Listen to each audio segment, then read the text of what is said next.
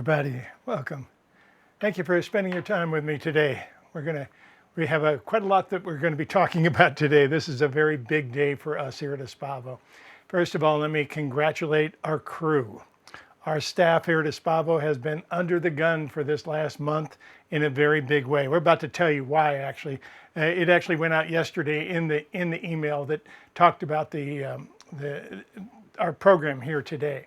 So I'm going to talk a little bit about that in the beginning here. Then we'll do our two channels. We'll bring the channels in and so forth. We are missing Meg today. She was not able to make it very last minute. She had a challenge at the last minute. And I also did not get one from Jillian today either. So we'll check in with them, make sure that they're back with us next month, but I'm sure they're both fine. So anyway, I did hear from Meg. I just haven't heard from Jillian yet. So anyway, things are going good here. We've been very, very, very busy here at Espavo. What we're trying to do is to open up in many different ways to provide programs that will empower you. It's that simple. So we have one of them that is basically, I've been working on this one for many, many years, trying to put this into common sense in some way, and finally it all came together in a very powerful way. So I'm going to be doing a lot of this going forward, but let me take you through a little bit of what we're talking about here so I can kind of bring you up to date on what's taking place. We're talking about the doctoral program. We're actually going to be offering a doctoral degree. We have two of them that we're going to be offering. One of them is the Doctor of Metaphysics degree, and the other one is Doctor of Metaphysical Healing degree. And they're not easy to get. They require years of Light Master or other things that have been evolved from it. We basically put in a lot of different things. Here, let me show you a little bit of what's going on here today so we can all kind of look at this together. This is actually the front page of the website today. If you look up a little higher, you'll see that there's a scroll that says where we're going. But the doctoral program is one of the things that we're going to be talking a lot about here. I'll come back to this front page in just a few minutes. Let me also see if I can get my cursor to show up for you. It might help be able to show you things. And there we go. Good. Okay, so the doctoral program is here. We're offering two different degrees, Doctor of Metaphysics and Doctor of Healing. What are we looking at here? Oh, gotcha. Okay. Now, we have two different applications on that. If you are going to apply for both, you need two different applications with it. You can actually use the same qualifying things, but you'll need two different applications. They all based on how many years of Light Master you have, how that is going and what that is taking place. And the idea of this is if you have 10 plus years of Light Master, you're getting it plain and simple. All you have to do is apply for one or both of them, and we'll fill out the paperwork and send it to you and get it going. So every year that you have Light Master, from 1 year to 3 years to 5 years, 7 years, and 10 years plus, have different abilities that we can bring you to, and different things that basically can qualify you for this. Now, let's talk about the rest of it here, because I know it gets a little confusing, so we're going to try and keep it as simple as possible. But basically, there's different things that we got. Let's take, for instance, let's say you've only got 1 year of Light Master. So what we're going to ask you to do, besides the 1 year of Light Master, is to also take 16 credits from the base module and 16 credits from the elective, and 16 credits from the elective or base module. I'll explain that in a minute. For the Doctor of Metaphysics, if you wish to add 4 more credits for that, you can get the Doctor of Metaphysical Healing. So those are the two degrees that we offer. Here are the modules. The base module basically covers the most important things having to do with the teachings from the group. And that is that we have Spiritual Psychology, which is a 9-day course. It's coming up. It's actually going to be beginning for the first time in October. It's going to be just a few days. I think it's on October 11th. What we've done is we've given we need 9 days to present Spiritual Psychology. This is not easy to do. So we've broken it up in all sorts of different ways. I know it makes it a little more confusing that way, but it allows you to get what you want. If you only want 3 of those days, you can get 3 of those days. If you buy the whole package, you get a discount, even though we bill you every month for it. So anyway, there's different things that you do. Light Masters get discounts on most of these things. So anyway, back to this.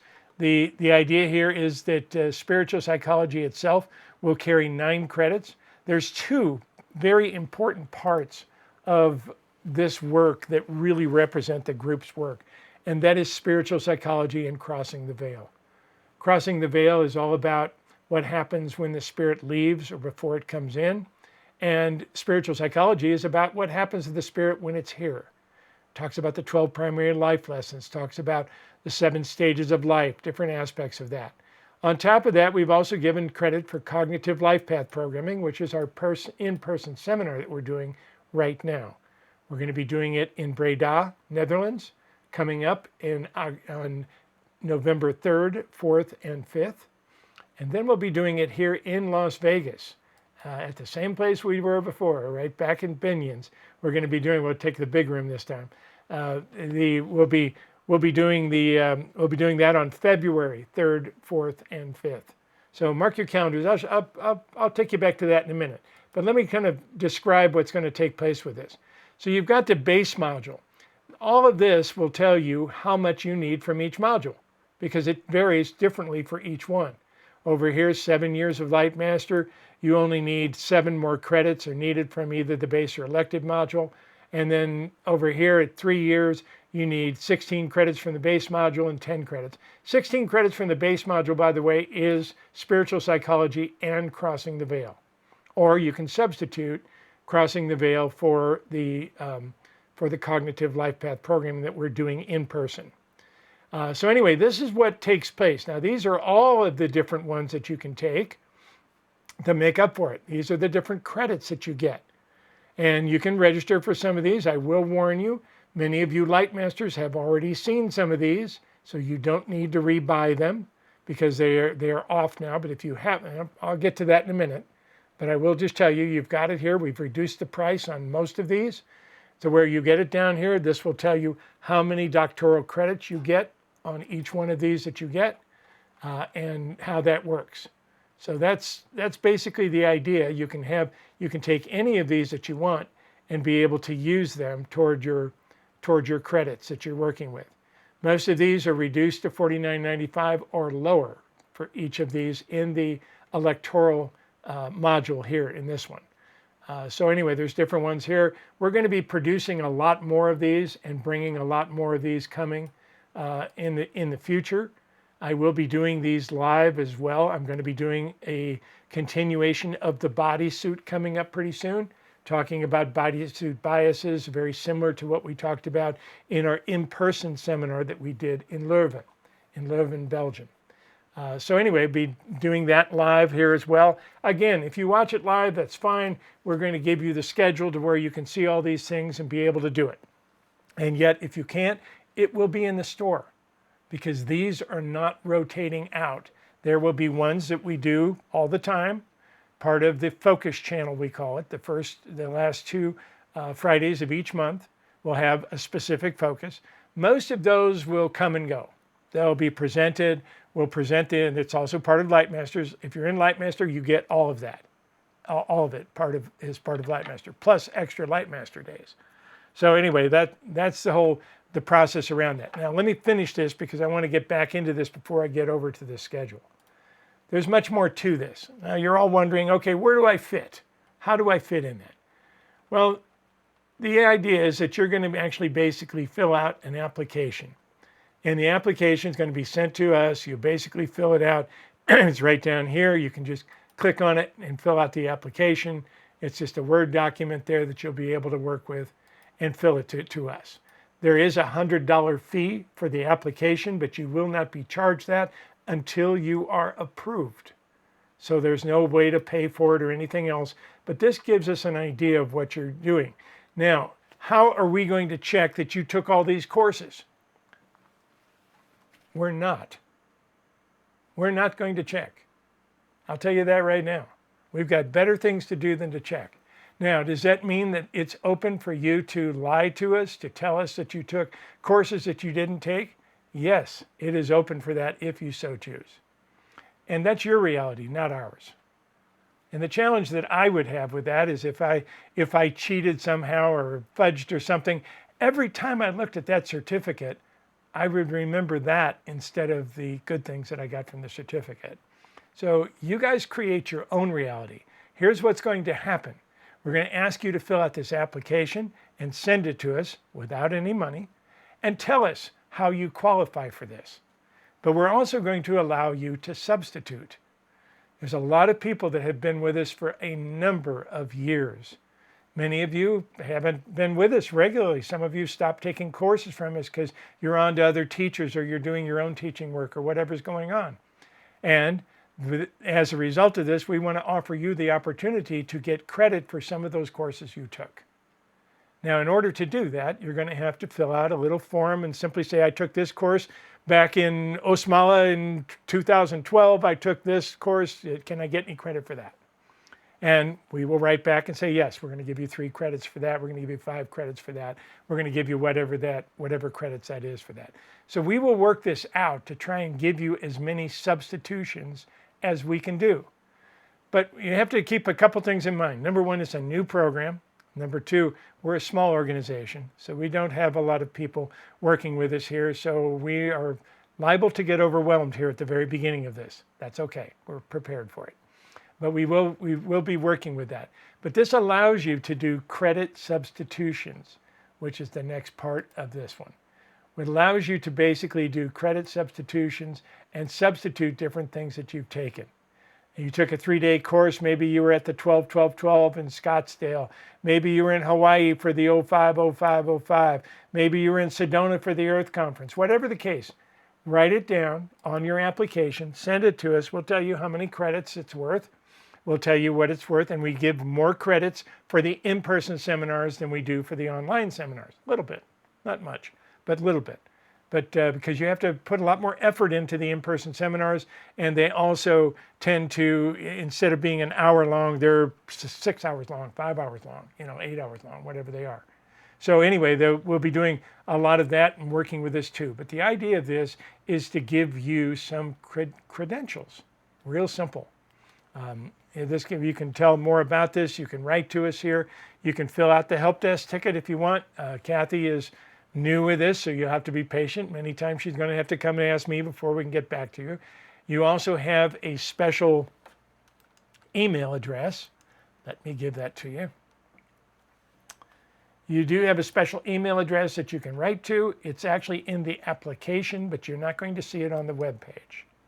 And it's doctor@aspavo.org. And for now, that comes to me. So I will be making these decisions, and yes, we'll give you credit for this. Yes, we'll give you credit for that. Yes, we'll be able to work with you on this and the other aspects to be able to work with that. Okay, so I will be doing that with you to work with those energies to work that out. But I'm really looking forward to this. On top of that, we need help. And we're not going to hire other people for this. Because in all honesty, we don't make a lot of money from this. This is not at $100 per application. That barely covers all the costs to make we're going to actually give you a really nice hard copy of your diploma, embossed and everything else. We do a really good job with diplomas. So we're actually going to send it to you in the mail. So there's cost involved with that too, as well as the actual cost of producing it. So we're not making a lot of money from this. As a result, we're also looking for volunteers. If you would like to be a part of this program, write to me at doctor@aspavo.org and tell me that you'd like to be a counselor, a student counselor. What that means is that when people have questions, they would talk to you.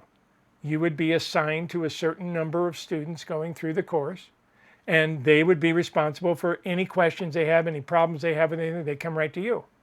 Now, you're not going to know it either because it's a brand new program, so you're going to have to turn around and ask one of us. You're going to have to ask me, or you're going to have to ask Kathy or some of the other people that are involved. How does this work, or what do we do here in this situation? So anyway, once you get trained with that, you're on your own. So it'll work really well. But we will be offering credits of that equal to Lightmaster. In other words, if you give us a year as a volunteer, we count it as a year worth of Lightmaster. Okay? So we'll be able to do that. We might even pad it a little bit. We'll see. But we want to make sure that you all get something out of it. But if you'd like to be part of the team, this is a good time to join us and jump in here. doctor@aspavo.org will take you there. Dr. Steve, that's me. Absolutely. I'm absolutely looking forward to this. So can you imagine when we have our get-togethers, when we have our big gatherings and stuff, we'll all walk in the door and we'll go, doctor, doctor, doctor, doctor. I think that's from one of the Zerker Brothers movies, yes. Anyway, here's to you, everybody. Okay, so all this is going on. We're starting it in motion. It's open for registration now. You can take the courses at your leisure. There are some courses. Everything up here is on the schedule or already available. There are going to be new courses that are coming up. We're going to teach one on multidimensionality. It'll probably be 6 or 7 days at least because it'll include multidimensional healing. So we're going to be able to redo that one. That one's actually up there, but it's an old one from 2018. We're going to redo that. If you want to come join us live, you can join us live. If not, it will be in the catalog from that point forward. We're going to be doing several of them. Like I said, we'll be doing another one on the bodysuits. Bodysuits have become so important on the work that we're doing. It's starting to make so much sense what the group has been telling me about bodysuits, all of us about bodysuits and what that actually is. So it's working out really well to be able to have this information, be able to do it in this way. So I just want to say, so that's our program. That is the doctoral program here at Aspavo. Let me see if there's anything else that we need. No, that's basically it. You can see there's a lot to this. Go on in here and check it out, read the whole thing. You will see this right now from the front page of Aspavo. Let me take you back there. You'll actually see this banner up here. This banner is going to get smaller as we go forward. It needs to be pretty narrow. But right now, we're very proud of this program. This is our new program. So you can find the information right here. The other reason that I wanted to bring you back here to the front page is because we've redesigned the front page for a very specific reason. We're doing a lot of work. We're putting a lot of things out live. We're putting a lot of things in person that we want people to see. So we've actually loaded up the front page with everything that we're doing so that you can basically see it at a glance. And that's one of our main focuses here, to be able to see what to do, because I've heard so many people say, oh, I didn't know you did that seminar, or I didn't know you presented that one again, or I didn't know what was going on with that, or I'm sorry I missed that one.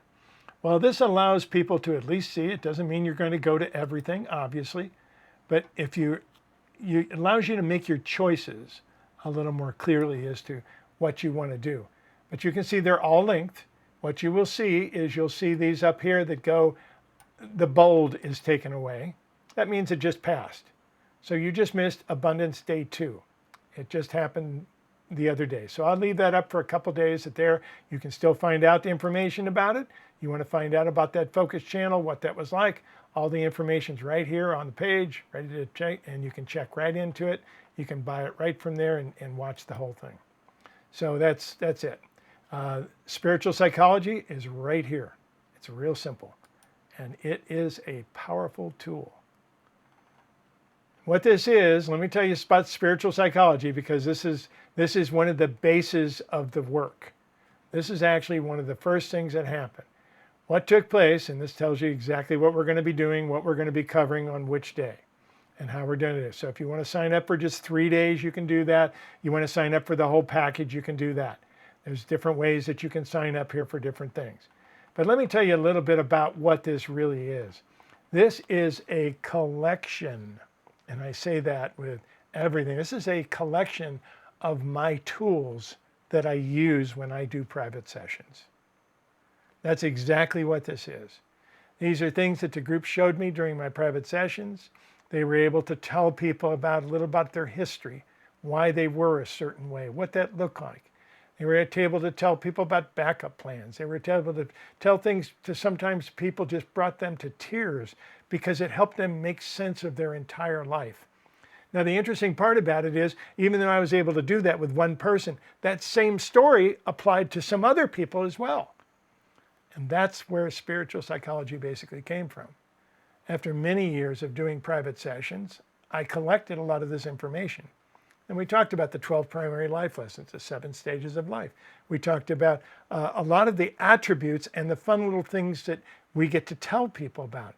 Now, most of this is applicable in many different ways.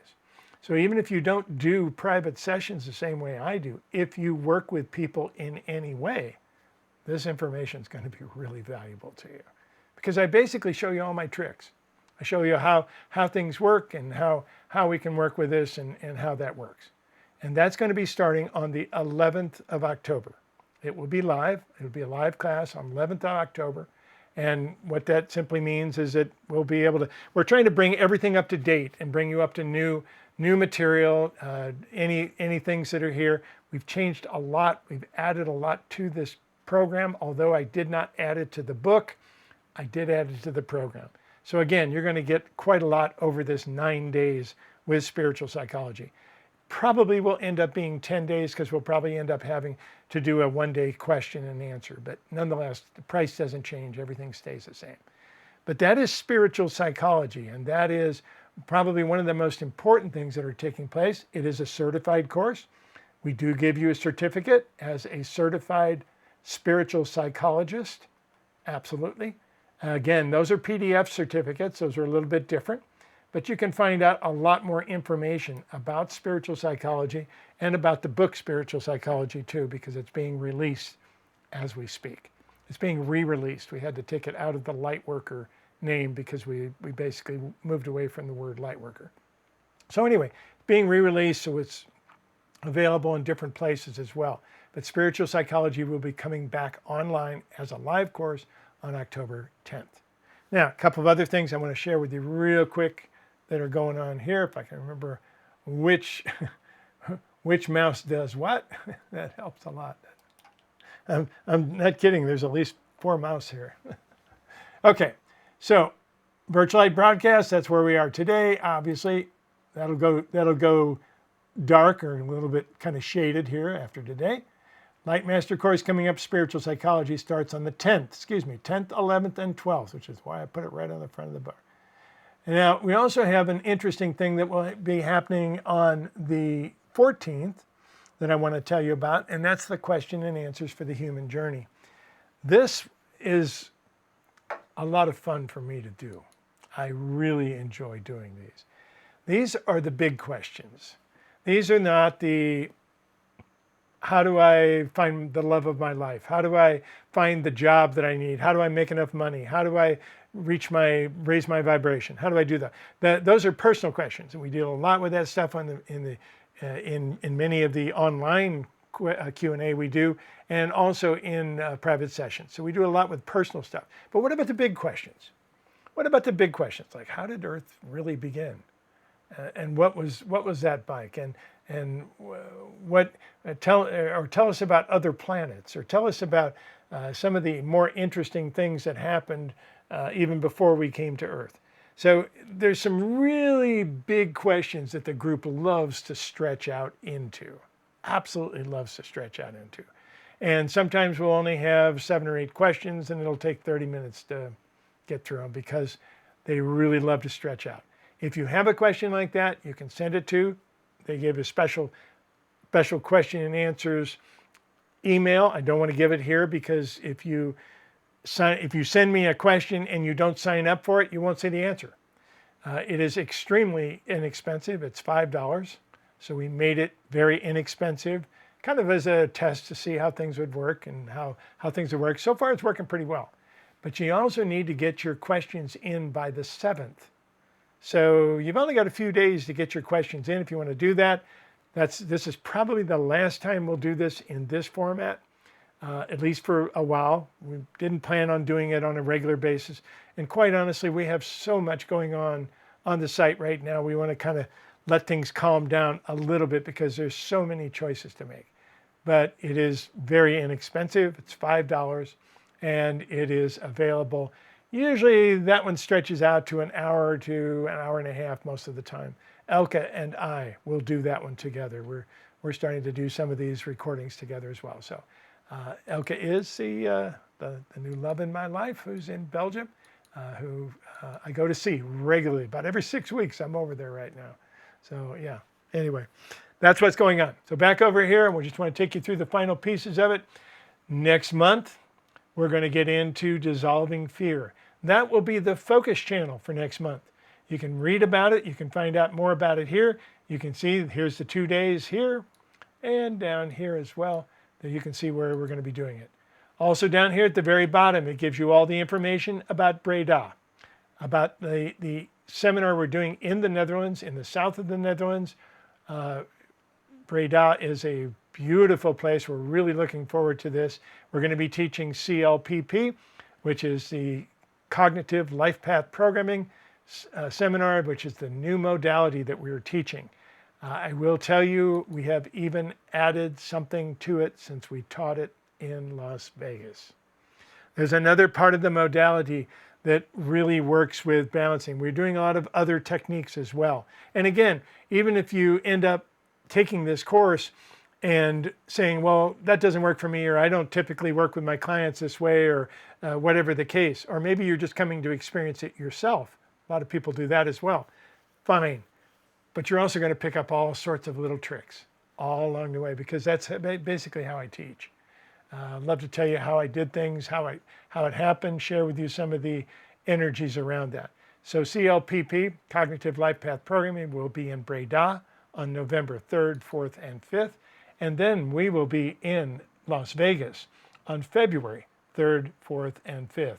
Cognitive Life Path Programming will be in Benion's again, the haunted hotel there at Fremont Street. So anyway, that's it. Let me check, because so many. Let me just see if we got it right. Oh no, a really important one. October 1st opens up the new Lightmaster course. Now, not only does it tie in with everything we're doing here, but I want to tell you what we're going to be doing in the new Lightmaster course, because I just got a lot of this information this morning, what they want to do. We do things a little bit differently every year. We try to change some of the exercises. We try to give an overall focus many times where we're at. Right now, we are working with prosperity. It's kind of the larger aspect of what we've been doing in Lightmaster, and specifically in Lightmaster, as well as the Abundance Seminar, which was outside of Lightmaster, but Lightmasters also get. So we've been working with those areas, kind of move that. We're going to work with a lot of fifth dimensional areas. And you're going to probably hear that word fifth dimensional a lot, those words, fifth dimensional, a lot. They want to teach us more about the aspects that's going on, even with the focus channels. We'll be moving in that direction. For instance, the focus channels for December are going to be on fifth dimensional eyesight. How can we see better in the fifth dimension? Are there exercises we can do? Lightmasters know that. We do these exercises all the time, but there's new exercises and there's new aspects and new ways of using it. Now that the portal is staying open, the walls between dimensions are thinning, we're starting to be able to see things that we've never seen before, if we know how to look. So 2 days in December are going to be on fifth dimensional eyesight. And then we've got the 2 days that we work with the Lightmasters, just the Lightmasters, without anybody else. Usually get a little more intimate, a little faster. We do a little bit more of the exercises. We do other things, and we're not always limited by the focus topic that we're using. But all of this, in Lightmaster, they want to start doing something we haven't done before. And I know I'm talking to most of my Lightmasters now, because you get this program as part of, well, no, this is actually VirtualLight. So anyway, you get it anyway. But the thing that we're going to be doing is we're going to be actually giving assignments. And we're going to give you things that you can try. And we'd like you to do this oddball experiment. And we'd like you to take it out into your world and do it. Now, some of you are going to have time to do it, but some of you aren't. No problem. It's completely optional. It's all things that you can do. That. But if you do it, we'd like you to write us a quick email and tell you what the results were. Because every month I read all the emails just from the Lightmasters. And this is another area where you can ask all the personal questions you want. You can ask the big questions if you want, or the personal ones. That's fine, because we're here for you. So every month, in addition to your 2 Lightmaster days and the 2 focus channel days, Sorry about that. In addition to those 4 days, there's another day you get if you're a Light Master. Light Master is $111 a month. We hope you come and join us. It's going to start in October 1st. We're starting a whole new series, which is Light Master 2400, which is, I'm really looking forward to it. I have to look it up to see how many years. I think it is our 13th or 14th year. To be honest with you, I don't really remember, so I'll have to go back and look it up. Okay, with that, got a lot going on. Thank you for letting me take you through all the things that are going on here at Espavo. I'm very excited about this. I know that we're overwhelming many of you with all these choices. I've heard that before from you, that we do too many things sometimes. But it was important for us to put these up and to get all these things in motion so we can get them in the store so this program will work for people. So for the time being, I am going to be doing a lot of extra live seminars, and they're meant to be able to go in the store. What typically will happen for those, just so you're aware, the live, when they're presented live, they're at a certain price, the price that we normally charge for our live seminars. After 3 months, 4 months, whatever we decide on that, we reduce the price of that because it's part of the credential program. And we generally cut the price generally in half, somewhere around there. So the price does go down. You'll see that reflected in all the other ones that we've already showed you that are part of the base module and the elective module, unless it's a live course. If it's a live course, it's what we basically charge full price for. All right? Oh, good. All right. Whew. So much going on. Lightmaster 2400. I'm really excited about it. They have all kinds of things they want me to do with the Light Masters and kind of give exercises with. And then, like I said, we'll get the feedback from them. So once a month we can read through and see how we did with some of these programs and how you liked them. And maybe it was terrible for you, you can tell me there. So it's perfect. Increase it. We also have regular Zoom days that we will have with Light Masters. Right now, it is actually the same day that we do the question and answers. If it turns out that we get very busy with Zoom, and what I mean by that is, as a Light Master, you are welcome to come in on Zoom days and actually come into Zoom, the program Zoom, and interact with us and meet the other Light Masters that are in that program. It usually works for a while. In the beginning, everybody jumps in and tries it, and then after a few times, they kind of slows down a little bit. But we will do that occasionally. I'm not going to do it every month. It's a lot of work for 1 or 2 people that tend to show up. But I will do that occasionally. Every other month or so, we'll have a Zoom day, or every 3 months, we'll have a Zoom day where you can come in and you can add your in-person stuff. And I'm going to try to have those on Saturday if we can. We'll see. Typically, the question and answer days are on a Thursday or a Wednesday or something of that nature toward the end of the month. But we'll see what we can work out. All right, with that, I have to slow my brain down a little bit. The smoke is coming out of both ears right now, just kind of hovering above my head, gathering right now. So we'll try to clear things off a little bit and see if we can't come back.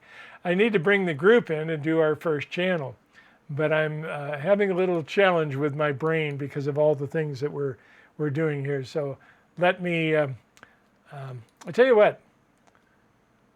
Let's bring in Sandy Sedgbeer first. Let's take them out of order. Like I said, we have a very short group today, other than the fact that I just took a good 30 minutes explaining all this stuff. We have Meg is not with us today. She was not able to make the deadline. She had a lot of things going on. And Jillian is not with us either. So let's go ahead and start right away with Allison, shall we? Welcome, Allison. I will calm down a little bit. I'll be back with the first channel from the group. That's Bob. Hello, and here we are with the astrology for October. My name is Alison Chester-Lambert, and I am a psychological astrologer. Okay, so what have we got in store? Well, we would have to go back to 2012 or something like that for us to get a sense of what the energy is like at the moment. There is something in astrology called the cardinal cross, and this is simply 4 points around our planet. So up there, down there, and over there, where we have 4 zodiac signs, and together they form a cardinal cross in the sky.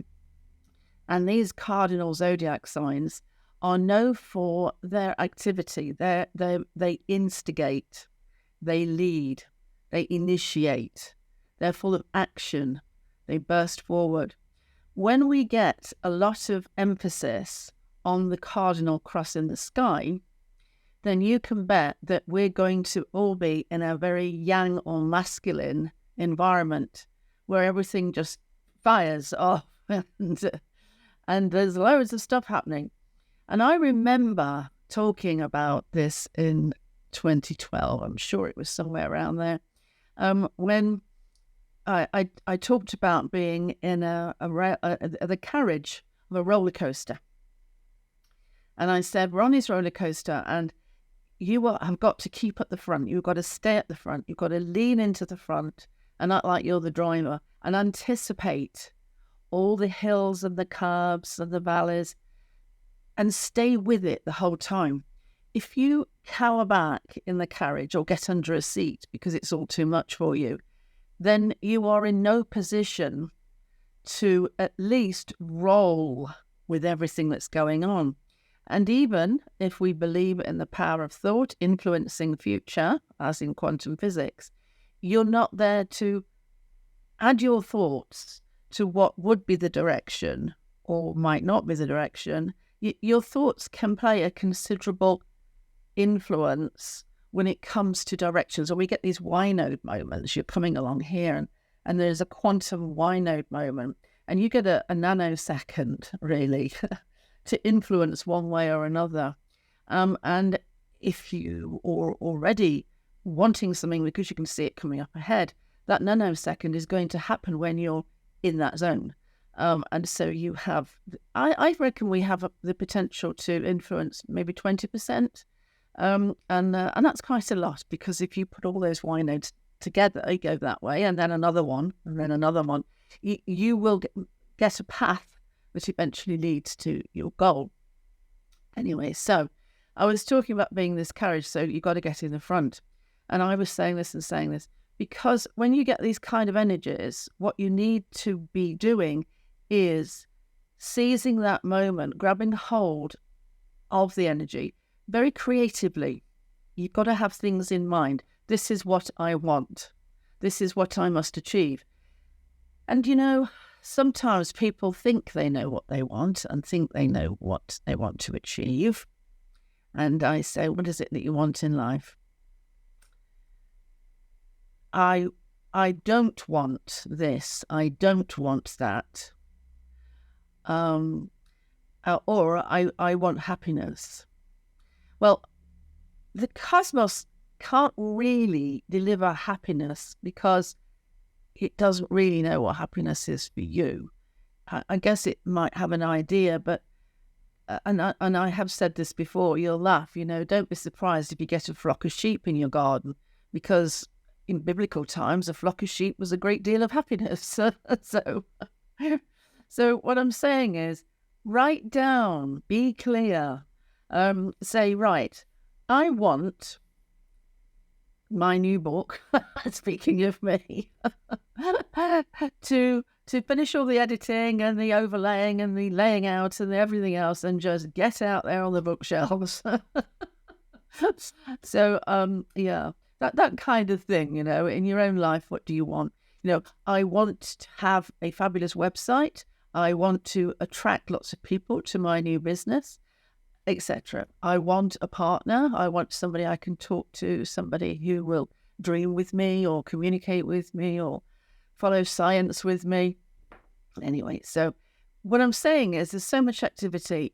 You really do need to be up there again in the carriage, anticipating it all and taking advantage of this very volatile energy. Now, we get a big sample of this right now as I'm recording this. We have the new moon. Sorry, what am I saying? We have the full moon going exact as I talk. You see, I try to talk them without looking at my notes. It's hopeless. I should always just pick up my notes and read them. Oh dear. Anyway, so we have the full moon going exact. And so we have the sun in Libra and the moon in Aries around 5 degrees, 6 degrees, something like that. I've managed to get it in my head now.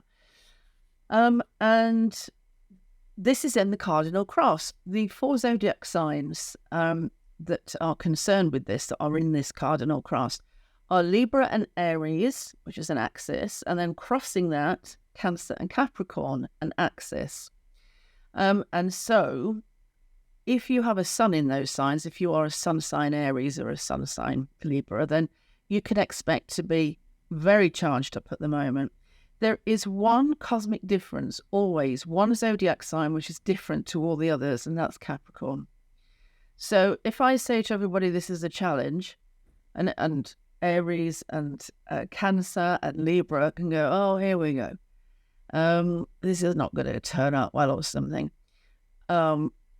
Capricorn is always the reverse. When everybody else is depressed, Capricorn is happy. When everybody else is happy, Capricorn is depressed. It's an anomaly around the planet Saturn. But anyway, if you are a Capricorn, then go to my Facebook page.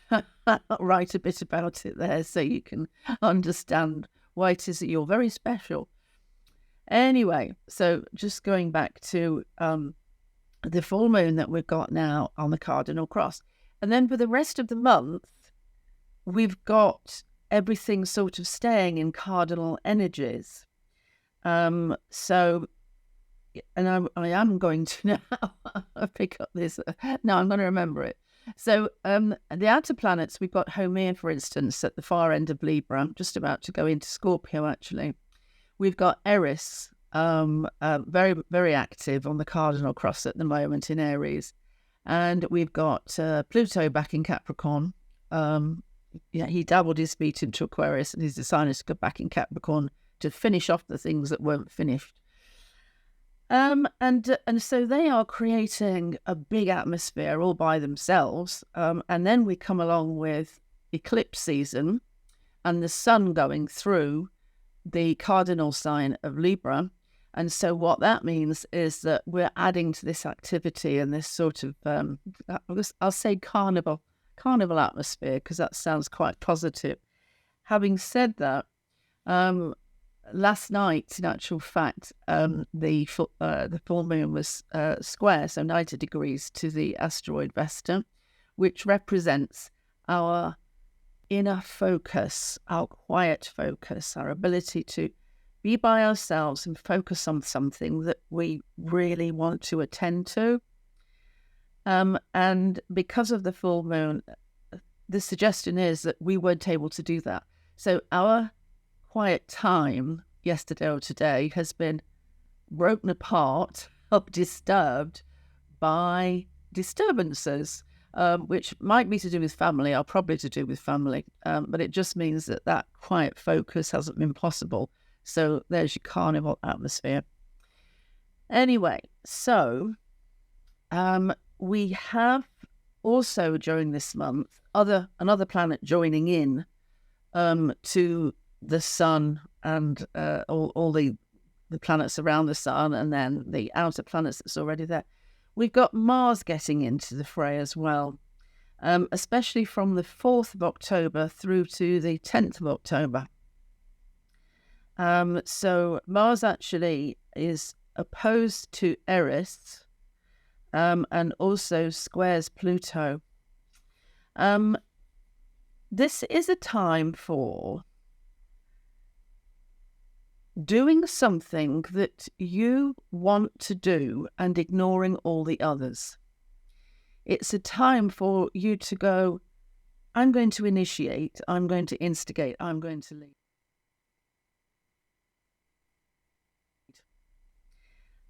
And so often in life, people are scared of this, or they're nervous, or they're frightened. Discuss what your dreams are with a friend. And once you've got them out into the open and spoken about them, they will become more available. And that friend will be able to say, Did you finish that website, by the way, or did you start that evening class on how to do nails or something, makeup, something that you always wanted to do as a self-employed person? And it'll be that little edge just to take you into the dream that otherwise you never start, because it's always, oh, well, I haven't got, oh, well, but if you're having a yeah, but conversation with you, then you need to get out of the yeah, buts. Okay, so then I'm just looking at the notes now. I'm just looking down, and around 9th, 10th, 11th, 12th, 13th, something like that of October, this could be quite a depressing time. And here's where we get this Capricorn flip. The rest of us will feel quite reflective, depressive, and probably need a bit of downtime. A Capricorn will be great. Capricorn will be well happy. So I'll always talk about this in future, this alternative way that Capricorn has. Okay, then we get a solar eclipse, which is not a total blackout. The moon isn't big enough, so the moon just goes inside the outer edge of the sun. So you get this ring effect, this bright, fiery ring. And that's, as I say, on the 14th of October. And that eclipse, and I can't believe America gets all the eclipses. This is just incredible. Another full-on eclipse for the whole of the Americas. I mean, like, isn't there anywhere else on this planet but America? It's like, I can't remember when UK ever had an eclipse. Oh, I can. We're going back to about 2000, something like that, 23 years ago. Great. And of course, if we'd had one, it would have rained anyway, but UK. Okay, so that's the solar eclipse. And then 14 days later, on the 28th, we've got a partial lunar eclipse. Oh, yay. And guess what happens this time? Yes, Europe gets to see it. Okay, but it's not as exciting as a solar eclipse, is it? You know, it's hardly the same thing. We get a partial lunar eclipse. So if it's not raining, which is unlikely, it's always raining. So if it's not, you'll be able to see in the sky a little darkening of one side of the moon. Yay, that's what we get. America gets full on, amazing, you can't believe it, once in a lifetime, the sun gets covered by the moon, and there's this ring of fire in the sky, and it all goes dark, and the birds start to do their night calling and stuff. I have to go and live there. Okay, right, what else have we got? Do you know, I think that's about it. Right, so, and Haumea, Haumea. So the dwarf planet Haumea moves into Scorpio. And that actually is on the 1st of October. What will we notice from this? It means that, let's say, the goddess energies, let's say creative, goddess, feminine, generative, fecund energy becomes even more deep because it's coming out of a masculine sign and going into a feminine sign, Scorpio. And so it's like we're going into a time, well, many years, of potentially, again, the rise of the feminine energy becoming stronger than the masculine energy. This is one of those moves that indicates the rise of the feminine. Okay, now I think I have finished now, and it was fantastic to talk to you. And if you want a reading, you do know where I am. Remember, Alison Chester Lambert, you just look me up on the old search engine. And I would love to hear from you, and we could have a reading together, and that would be so ace. But anyway, in the meantime, it was lovely to talk to you, and see you next month. Yeah, everything's great. I hope it is for you as well. Okay, then bye. Mwah. Big cuddle to you. Bye. Thanks, Allison. Awesome stuff.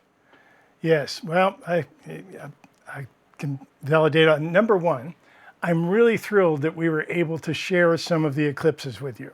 At least one of them, at least the partial eclipse. And in the meantime, come on over and join us. We'll watch them from my backyard. How's that? Okay. Anyway, actually, I'm traveling over to Europe more than I ever imagined right now. I think I've been over there 6 times already this year, and getting ready to leave here in another couple weeks. So anyway, my life's kind of crazy. The other thing I simply wanted to tell you, Allison, thank you, my dear, very much. You are absolutely correct. I happen to be Capricorn, so I can tell you you're right on target with that. Okay, I'm going to share with you a little promo video we did for spiritual psychology so you can understand a little more about that from a different angle. We will come back with Sandy Sedgbeer's Bookworm, and then I'm going to do both channels together. That's the best way to work with this here today. Aspava, everybody.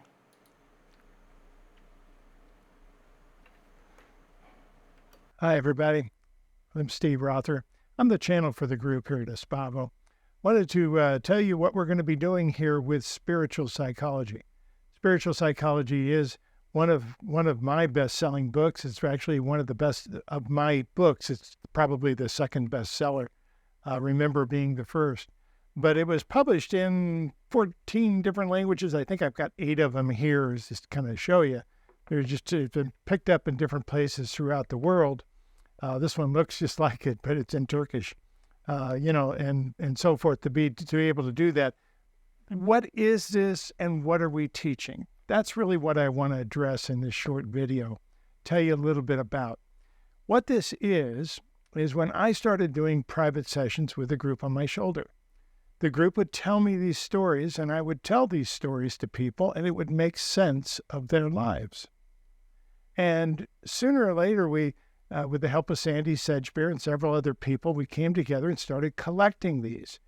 And we ended up with a lot of information in this book on not only about the 12 primary life lessons, but about how life works in general.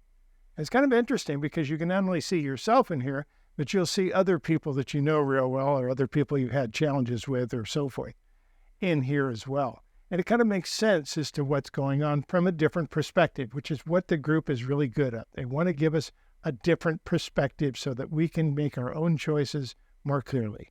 And that's the purpose of what this is about. So they talk about the 12 primary life lessons. We talk about the 7 stages of life.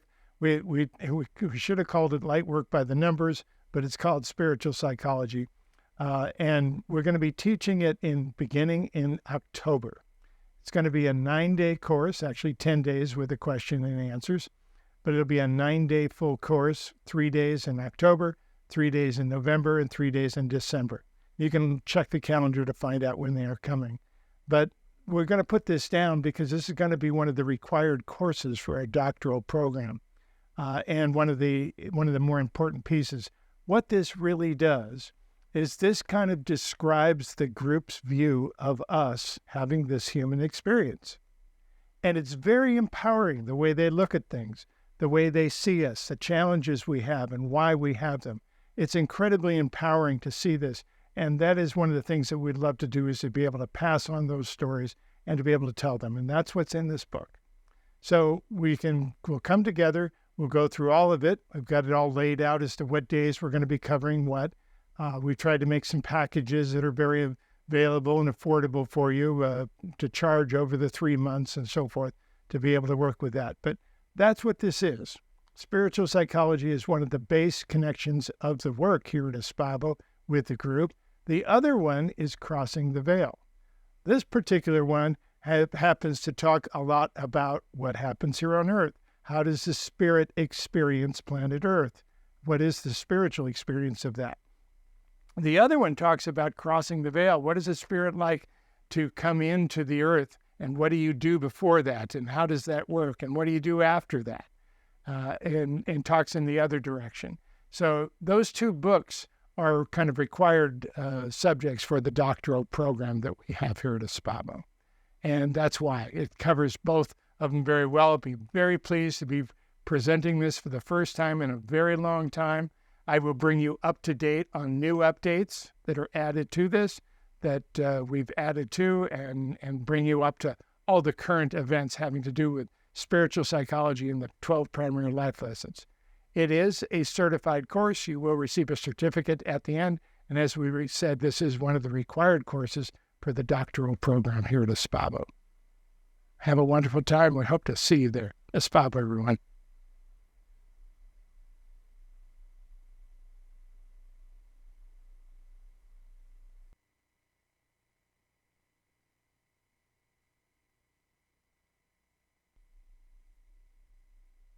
Hello, welcome to another episode of Sandy's Bookworms.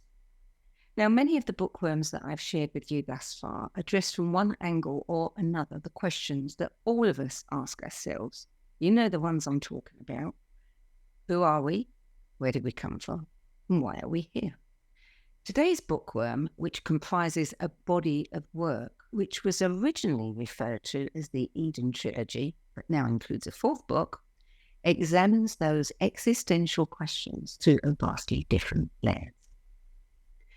The author of these books is a British-born, former senior churchman named Paul Anthony Wallis.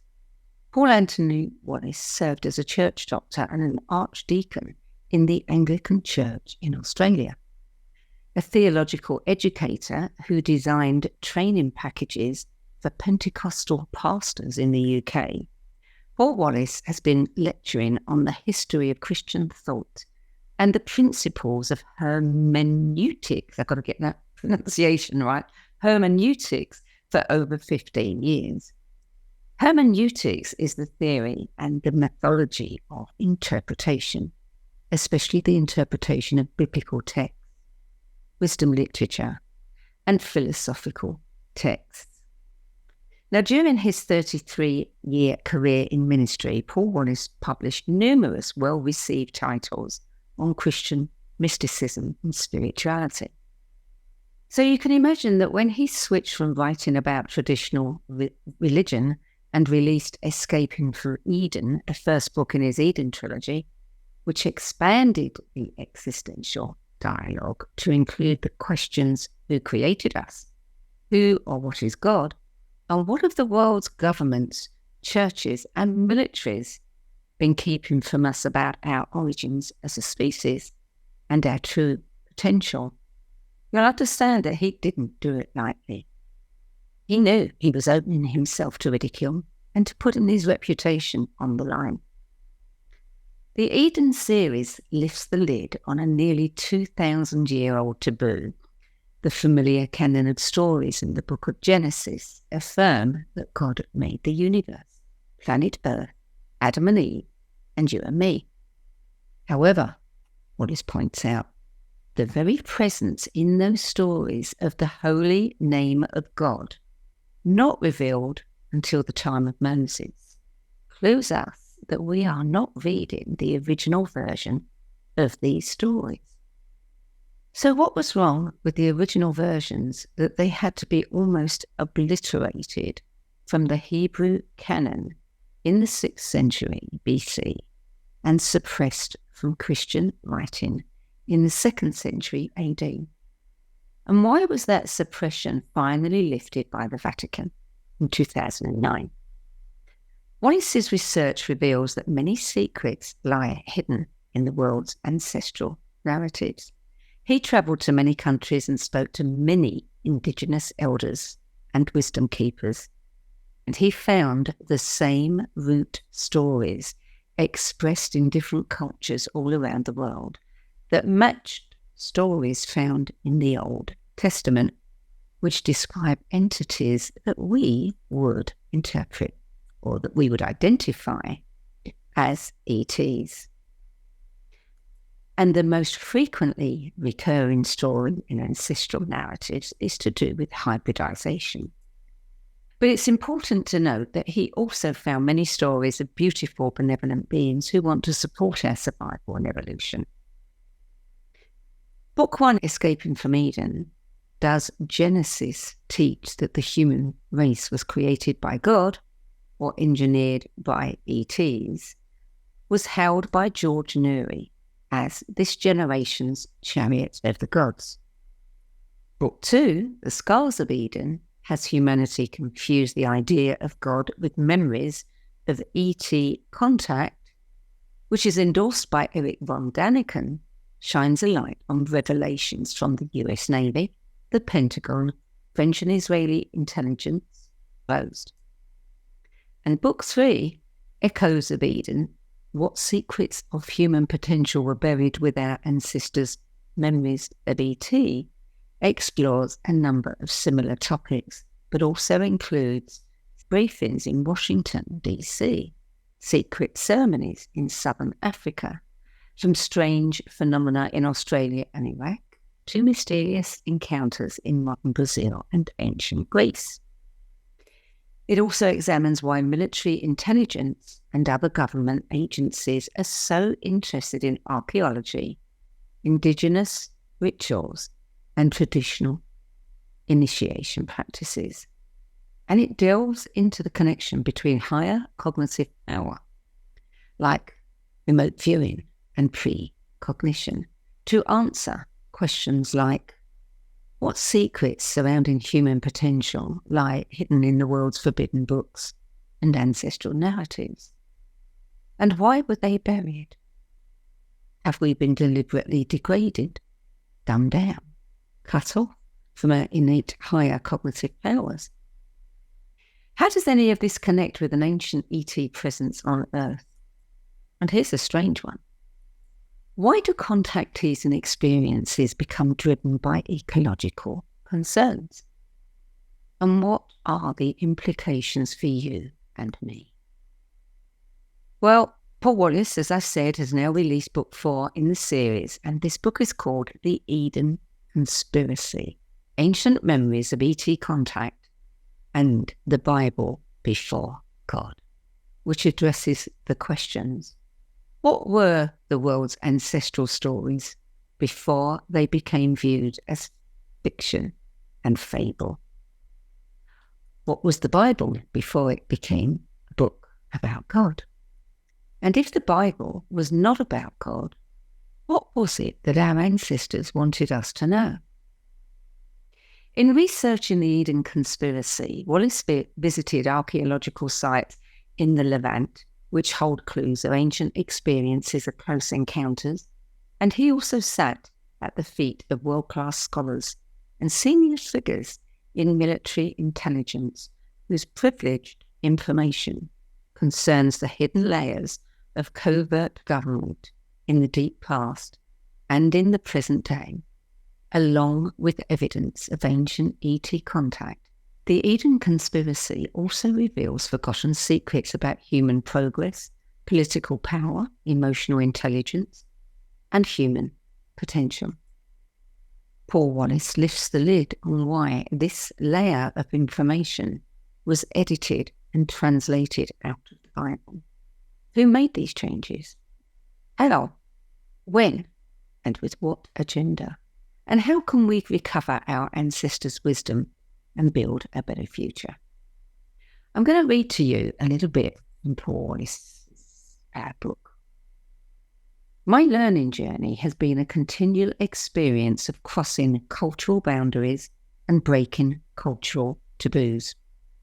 What I am piecing together has to do with the story of humanity as the dominant race on planet Earth.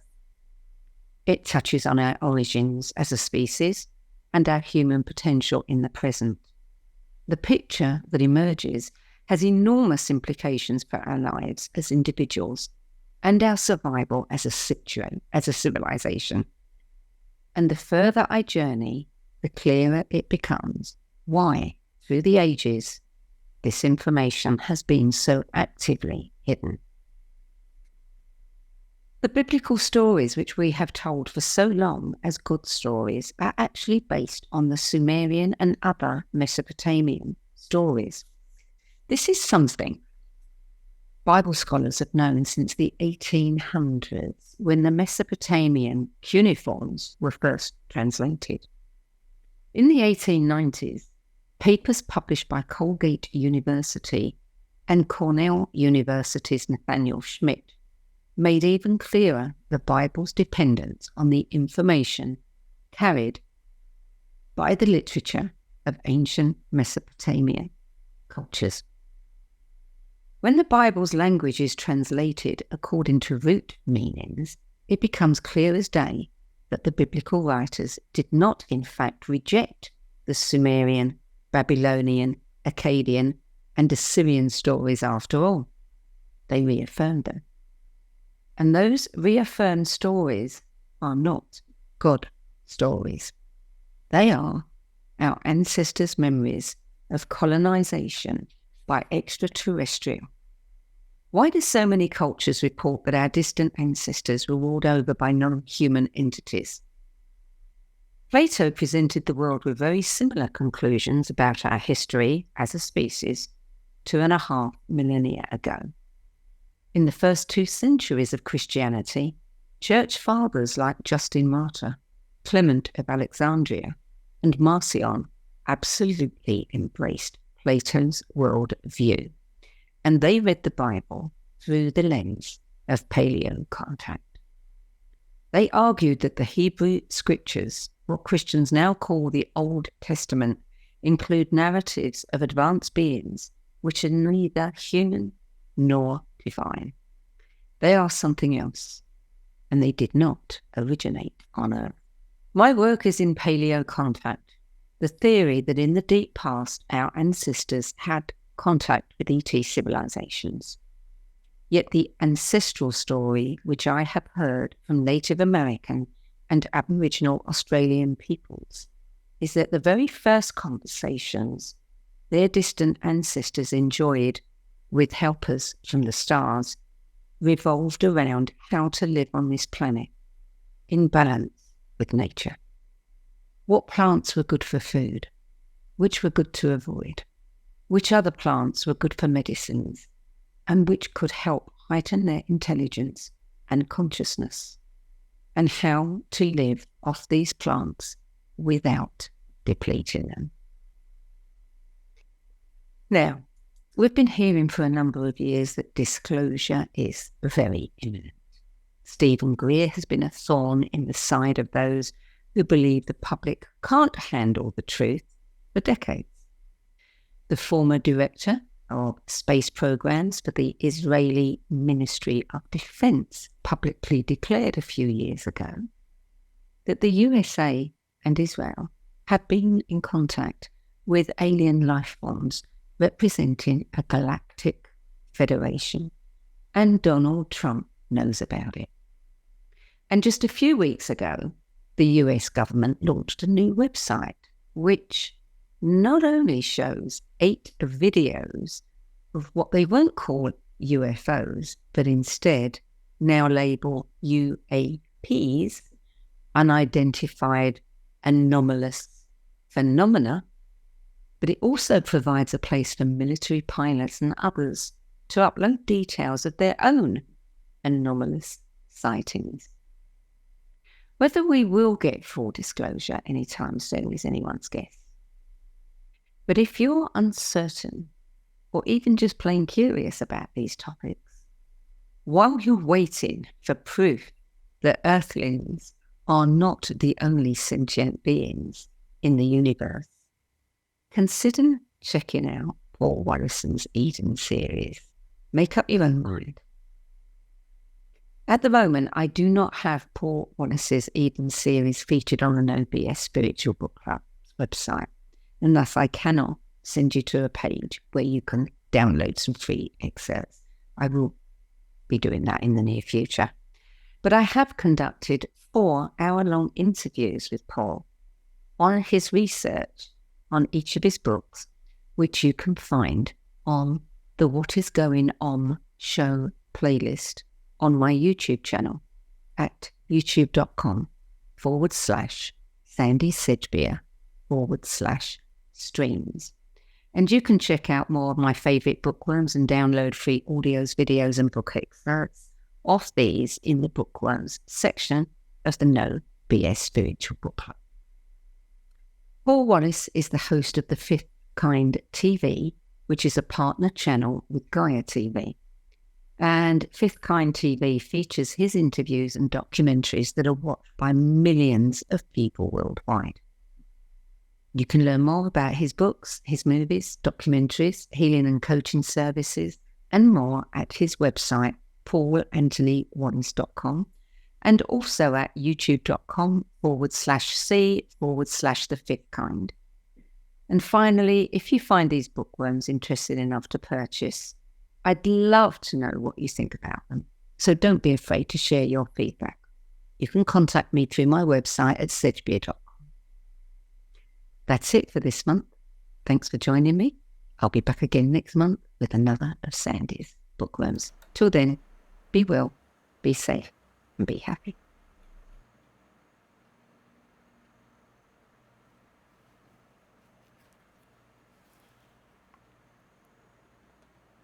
Thanks, Sandy. Thank you so much. Yeah, my apologies here. I edited her videos just before we go live, and I zoomed in on her a little bit too close because, well, I wanted to capture her beauty. So do I know how to get out of trouble or what? That was it. So anyway, I zoomed in a little too close for you to see the pictures of the book. So anyway, my apologies. Anyway, welcome today. It's fascinating that you're saying all this stuff about the UFOs. The group, even in Remember, the very first book, they talked about a lot of things that we believed as spiritual are actually from space beings and from space brothers, other beings that helped us throughout the universe. They even said the Garden of Eden was not what we thought it was, not a place that was provided by God for us to grow and have everything we wanted. It was a place where we were held captive. That's what it was. And it was very nice and it was very well kept, and yet we were held captive there. So anyway, they had some interesting other stories about it, and I think you're on to it here with this new interview. Okay, so I'm going to step into channel here. We'll bring it to a close today. Thank you all for being here with us today, and thank you for all your help with everything. Allison, awesome work. Sandy, excellent. Meg, I'm sorry we missed you this month, but we'll bring you back next month, and Jillian the same way. So good deal. In the meantime, as you can see from my schedule, we're going to be very busy here. So I hope you come join us for whatever you can come join us for, and know that it's all taking place. I'm very excited about this doctoral program to give credit where credit is due. That is basically what this whole process is about, to be able to give something to you that can empower you to do your work. That's the best thing that we could possibly do. Okay, with that, I'm going to step into channel. I'll be right back.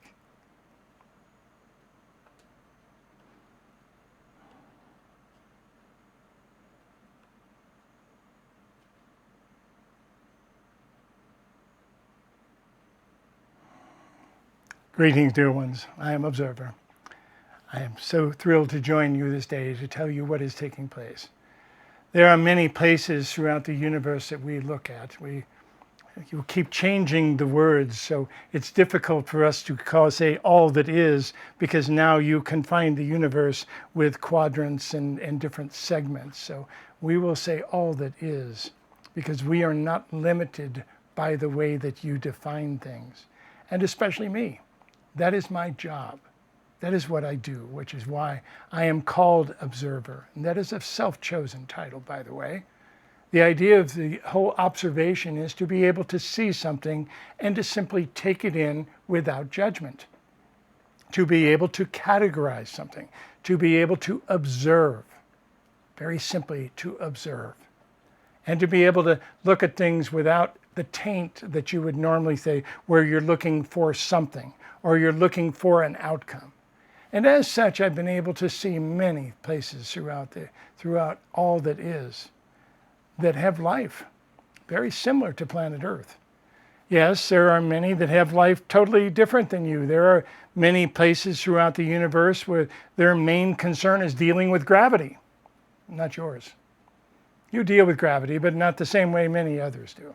So there are certain aspects having to do with where you are, what environment you're in, and so forth, that really determine how your world is going to play out. But we've also tell you that there are many things that are just simply by choice. especially, and this is not just humans, this is spirit pretending to be separate from each other in whatever game you're playing throughout the universe. And many of you have played various games in different places throughout the universe. It's why you can look at the sky sometime and you'll have a warm place in your heart for the Sirius cluster. Sometimes you'll feel that you're drawn to the dog store. You're drawn to different places, things that you have this warmth about, and you have no idea why. Well, sometimes you were there. Sometimes you might have been an active part of that evolution. There are many places like this, and there are, of course, your own other 11 dimensions of time-space that also exist at the same time frame as you do. But that's an interesting point, and that's one of the things that we wish to talk about. There comes a point where you're in this linear time frame, and that is how you have to experience the illusion of time in one moment at a time. That's all you can do. You can't take it all in at once. You can't say, this is my time frame, I'm going to experience all this or all that. You have to take it one drip at a time. It's the nature of the illusion. So with that, know that that influences much of what you're doing and much of the way that you perceive things. And in almost all places throughout the universe, throughout all that is, you'll find that many times what happens is the first energy that lands on a planet tends to repeat itself over and over and over again. And that is a fascinating observation that I get to see in many different places throughout the universe. And even if I were to ask a person, why do your people do that? What is that about? Most of the time they'll simply say, oh, it's just a custom, it's part of the built-in energy of who we are, and they really don't understand what they're doing. They're simply doing it out of repetition. Your bodysuits have a bias, many different biases that influence who you are in the world around you, and one of those influences is repetition. So when you see things that repeat in your field, even if you totally disagree with them, all of a sudden after they've repeated it a number of times, you now have a place for it. Even if you disagree with it, you still have a place for it. You'll know that it exists somewhere. So you're all biased with repetition. And what happens is when you grow up with something of this nature, and even after you go through generations of different people that come in to take over the governments, to evolve the way that you do business, to evolve the way that you handle with humanity, what happens is each place throughout the universe typically recreates the same thing that they created by their stepfathers. It happens over and over and over again. One of the things that has happened here on planet Earth is the male domination. It absolutely has been an old boys club, still is in many of your governments, in case you haven't noticed, but still very much is basically that whole process. Now, we've been talking for a very long time about feminine rising. And we'll tell you in a very short time, Merlia is going to come in and speak exactly of that to finish up this topic for today. But in the meantime, I get to tell you about a place that I visited regularly. In fact, I've fallen deeply in love with this place. Yes. I've spoken of this place before many times. It's called Eris. And Eris is basically a planet with, it's actually a star system that exist in different ways, and they've actually learned to move between planets in that star system. So it's difficult to say that it's one area in general, but it's basically a star system that has evolved. They've evolved in different ways because they have been around a lot longer than Earth and humanity. They have evolved through different ways, but again, a lot of their energy was spent on survival things and things to evolve them to evolve. But they had one important imprint early on that has continued and continued and continued and repeated over and over and over again. And that is that the feminine is in charge. Exactly the opposite of what you have on planet Earth. And neither one of them is right or wrong. It's simply something that has evolved and repeated itself over and over and over again. Now, On Eris, there is plenty of men and masculine energy in their governments. There are many of the teachers, there are many beings around that are carrying that masculine energy and working with it and being able to balance that energy. So very similar to planet Earth as far as your evolution and balancing your duality, so to speak, because that's what takes a step out of the duality experiment, out of the third dimension and into the fifth, requires the balancing of this duality, which is your sexual energy. Very simple. It's the reason you have asexual people showing up. It's the reason you have people making choices they've never made before about their sexuality, even at very young ages, what they're going to be doing, how they're going to be working with things. They have choices now that weren't here before. Well, as a result of that, you have another wonderful connection with this star system. Now, the star system has very similar attributes that planet Earth has. It's dealing with a lot of pollution. You're dealing with time frames that are running short. You're dealing with an overburdening of at least 2 of the 3 planets that support life in that star system. And that is causing similar challenges and evolution being forced upon the planet. It's also causing a resurgence of the old energy, which in that case is the old feminine energy. The old feminine energy that used force in many ways. Now, the way we describe feminine energy on your planet and the way we describe feminine energy over there are slightly different, very similar in many ways, because the feminine tends to work on a different level than the masculine. The masculine will tend to work on the outside of the bodysuit, very simple. The feminine will tend to work a little bit deeper. One is not better than the other. They simply work differently, and because of that, they appear differently in the world. So one of the things that's taking place is Eris has its own timelines. Now, here's an interesting situation, because you're about to experience a timeline cross with Eris. And that will actually be happening toward the middle of December and probably stretching through, it looks like at this point, much of February of next year. So there's a very interesting thing that takes place with that. I'll let Merlia tell the rest of the story of the timeline cross and what that means and what takes place. But you have the opportunities now around between the 15th and the 17th of December to start a timeline cross. This will be a very interesting situation, especially since you are so polar opposite in the area of domination of your sexes. Interesting situation. This is going to cause all sorts of things to rise to the surface very quickly. Yes, some of it will be negative, some of it will be reactionary, some of it will be, oh, we have to stop this, we have to fight against this and take our stand, and we can't do that. We have to be anti-woke or whatever you end up calling it. Yes, sometimes you move very fast, but that is what is taking place right now. So with that, I will bring in Merlia at this point. Let her tell the rest of the story. It is a pleasure doing work with you in this way, to be able to reflect other places throughout what we see on planet Earth, to be able to share with you that vision of who you are, because you are more special than you could possibly imagine. And we'll tell you that the eyes of the universe are on humanity, and now on the beings of Eris as well. Take a breath, dear ones, and let me bring in my sister.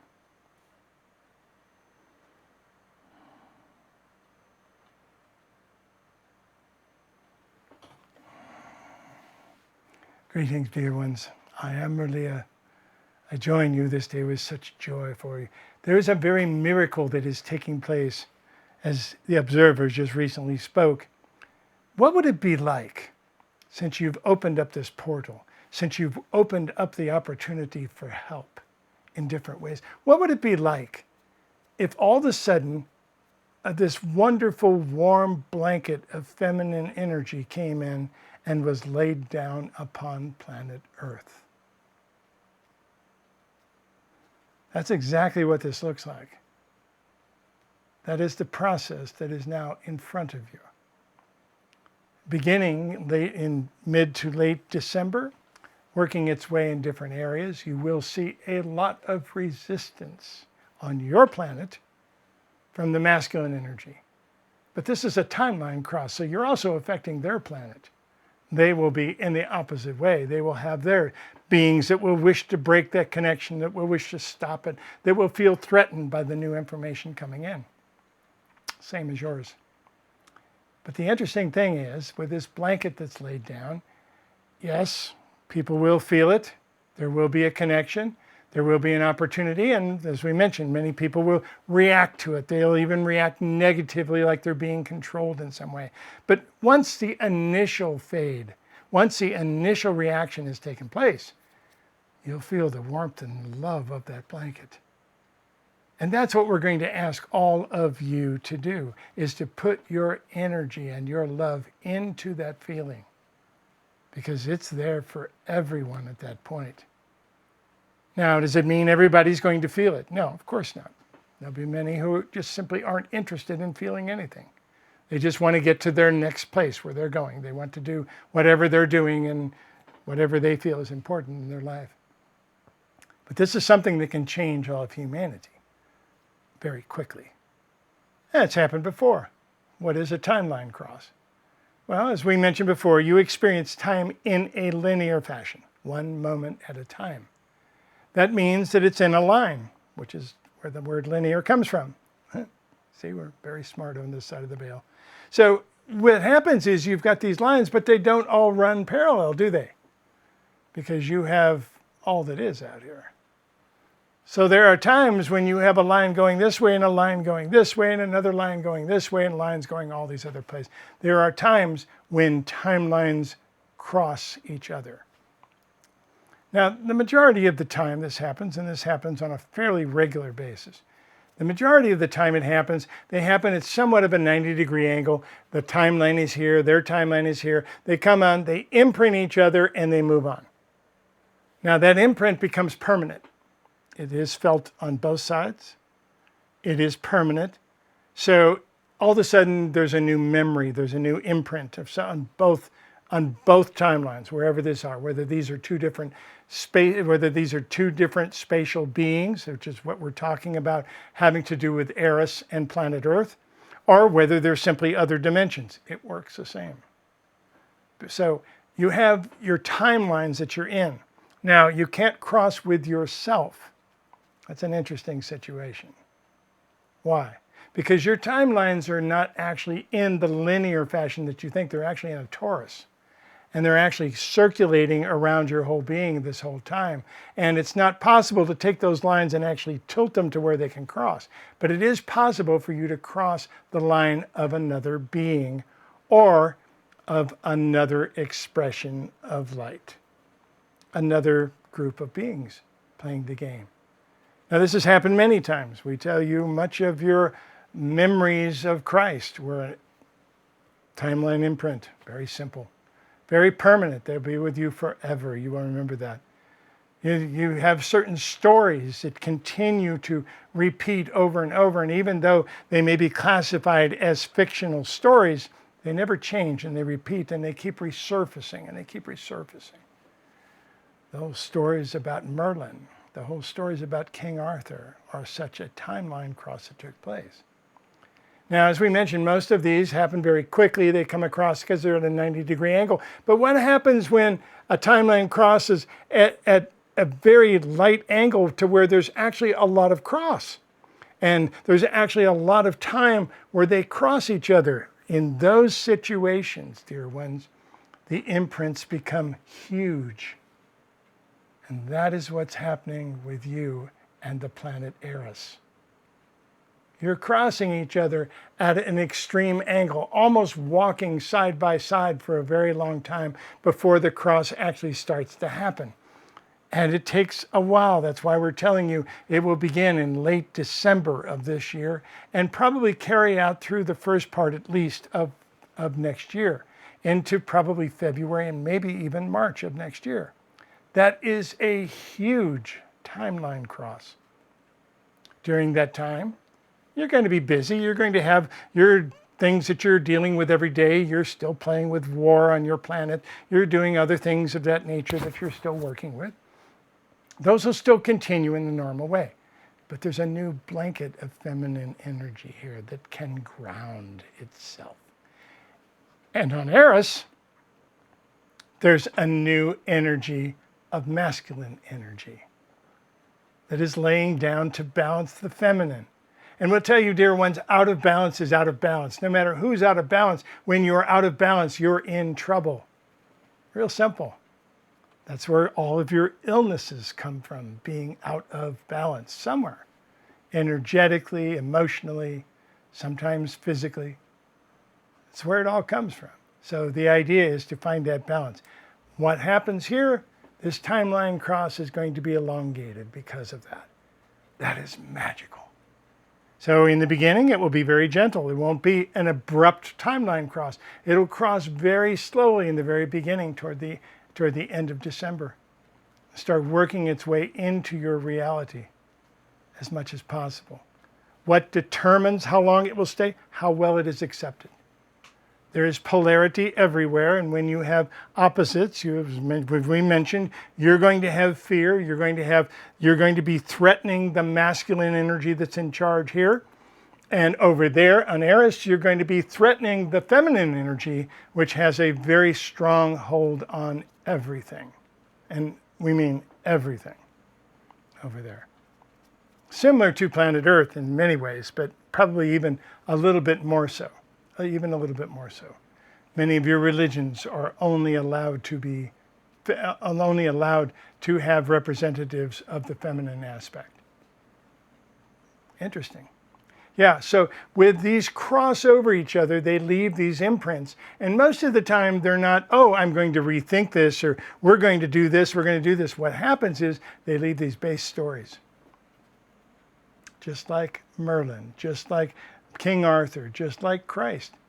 And if the stories have value, you create them. Because you're creator beings. That's what you do. You create your reality. Do you think it is a coincidence that all the things that have been in your science fiction movies and television programs have now manifested on your planet? You're creator beings. Those seeds were planted with those books, with those television programs, with those movies. How did that happen? It's real simple. You showed these movies to a whole bunch of conscious creators and they manifested it. Happens all the time. Welcome home. So with that, you will see, as we mentioned, the opportunities toward moving toward connection. Now, there are many aspects that are also taking place on planet Earth. Some of this simply has to do with control, with money, with politics, with other things of that nature which are rampant on your planet right now. You are being divided, very intentionally divided. You cannot be conquered unless you are divided. So you are being consciously divided. The feminine energy can bring that back. That is something they do not have a problem with on Eris. Very simple. On Eris, they do not have that problem at all because the feminine energy deals quite differently with it than the masculine energy deals with it. Interesting situations. So with that, we want you to celebrate it. We want you to put your love, everything that you can, into this blanket of feminine energy, into this blanket of harmony. And if you don't want to call it feminine energy, you can call it something else. It doesn't make any difference. It will be a new breath of fresh air on your planet, starting toward the middle, toward the end, 15th, 17th, 19th, somewhere around there of December. And again, coming in very slowly, over-imprinting, overlaying each other. You're liable to have some big discussions in different areas. Again, maybe not changes. You may not change in that short of time frame, but very important energies will be planted during those times. Take them in and enjoy that ride. You've earned it. That is a timeline cross. And you've had many of them happen on your planet. You've had many of them happen during your game. They all affect you. Some of them, they all affect you in different ways. And some of them you'll say, oh, this was a terrible timeline cross, and this was a good one, and this was a bad one. You gain something from every experience you have of pretending to be a human. So don't restrict yourself by telling yourself that you're going to get something from it or not, or it's going to be good or bad. We'll tell you one of the most interesting things that took place and changed humanity very drastically with the timeline cross. And that was one of your financial collapses. Happened as a result of a timeline cross.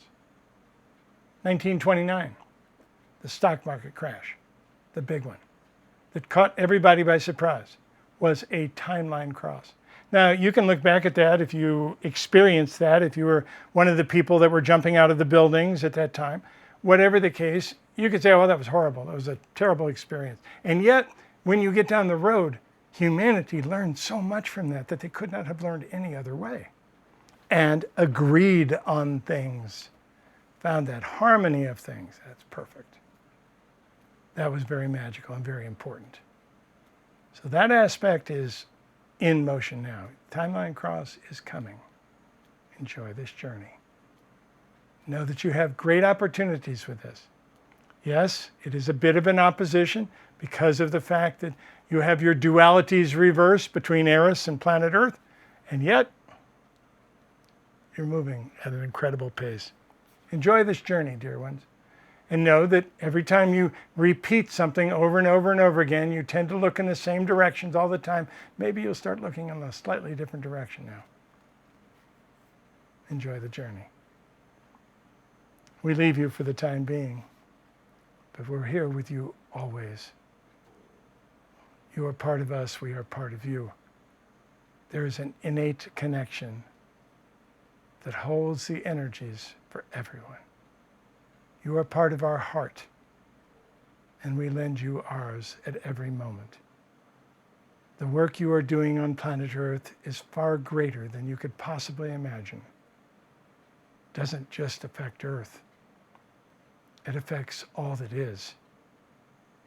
And you, dear ones, you are the greatest angels that have ever lived.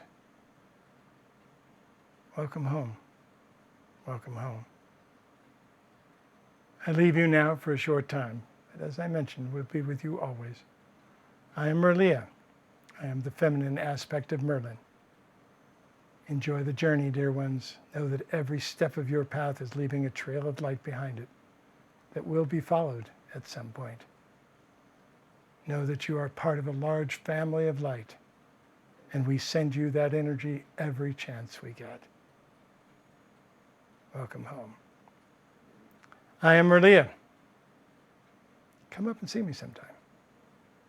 Espavo, dear ones.